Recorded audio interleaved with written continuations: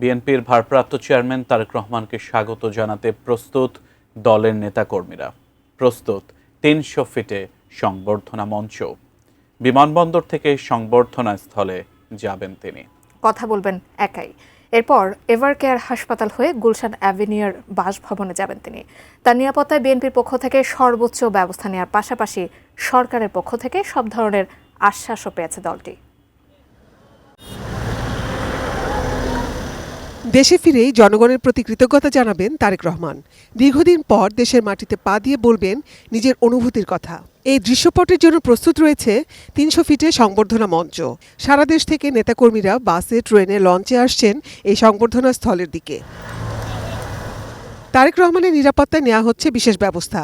তবে তার জন্য সরকারের কাছ থেকে স্পেশাল সিকিউরিটি ফোর্স SSF চাওয়া হয়নি বলে জানিয়েছেন দলের চেয়ারপারসনের নিরাপত্তায় নিয়োজিত স্পেশাল ফোর্স প্রধান অবসরপ্রাপ্ত ব্রিগেডিয়ার জেনারেল শামসুল ইসলাম। তিনি জানান, সরকারের সব ধরনের আশ্বাস রয়েছে। আমাদের জানা মতে যতটুকু নিরাপত্তা থ্রেট আছে তার চেয়ে অনেক শক্তিশালী নিরাপত্তা ব্যবস্থা আমরা সৃষ্টি করতে পারি। সেনাবাহিনী থাকবে, সরকারের সকল সংগঠনে থাকবে। বুধবার সকালে রাজধানী গুলশানে বিএনপি চেয়ারপারসনের কার্যালয়ে তারেক রহমানের দেশে ফেরাকে কেন্দ্র করে গঠিত কমিটির আহ্বায়ক সালাউদ্দিন আহমেদ জানান, দেশে ফেরার পর তারেক রহমানের প্রথম 2 দিনের কর্মসূচি। বিমানবন্দর থেকে ৩০০ ফিট রাস্তায় অভ্যর্থনা স্থল, সেখান থেকে দেশনেত্রী বেগম খালেদা জিয়াকে দেখতে যাওয়া এভারকেয়ার হাসপাতাল। এভারকেয়ার হাসপাতাল থেকে তিনি সরাসরি বাসভবনে চলে আসবেন। তখন বিমানবন্দর সড়ক হয়ে কাকলের মোড় হয়ে গুলশান 2 নম্বর হয়ে তিনি বাসভবনে চলে আসবেন। সেদিন আর অন্য কোনো অনুষ্ঠান হবে না। বাকি অনুষ্ঠান আপনারা জানতে পারবেন বাদ জুম্মা তিনি বাসভবন থেকে রওনা হয়ে প্রথমে শহীদ জিয়ার মাজার জিয়ারত করবেন এবং সেখান থেকে জাতীয় স্মৃতিসৌধে তিনি শ্রদ্ধা জ্ঞাপন করতে যাবেন। এটা 26 তারিখ। সালাউদ্দিন আহমেদ বলেন, শনিবার ভোটার তালিকায় নিজের নাম অন্তর্ভুক্ত করতে নির্বাচন ভবনে যাবেন তারেক রহমান এবং জুলাই আন্দোলনে আহতদের সঙ্গে দেখা করতে যাবেন পঙ্গু হাসপাতালে। সেদিনই ইনকিলাব মঞ্চের নেতা ওসমান হাদির কবর জিয়ারতও করতে যাবেন তিনি। NID কার্ড এবং ভোটার পর সমস্ত কাজগুলো সেদিন করবেন।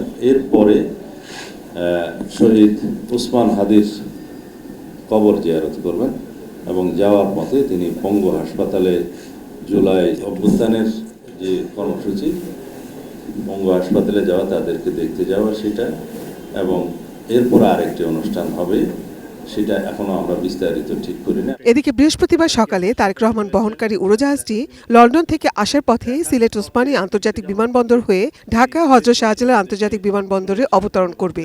এ বিষয়ে দলের পক্ষ থেকে নির্দেশনা দেন সংবর্ধনা কমিটির সদস্য সচিব রুহুল কবির রিজভী। সিলেটের কোনো নেতৃবৃন্দ কর্মীরা সিলেট বিমানবন্দরে সেখানে উপস্থিত হবেন না। এভারকেয়ার হাসপাতাল থেকে গুলশান অ্যাভিনিউতে বাসভবনে যাবেন তারেক রহমান সপরিবারে। সেখানে তাদের জন্য প্রস্তুত রয়েছে ফিরোজা ও গুলশান 196 নম্বর বাড়িটি।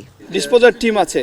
এই টিমটা কিছুক্ষণ আগে ওই আপনার বিশেষজ্ঞ যে লোকজন এবং যন্ত্রপাতি এবং আপনার যে ডগ স্কোয়াড যে আসে, ও এসে কিন্তু সব চেক করে গেছে, কিছুক্ষণ আগেই চলে গেছেন। এই বাড়িটা এখন মোটামুটি কিছু লোক ছাড়া সিল করে দেওয়া হয়েছে। Nazia Afrin, ATN news, Dhaka.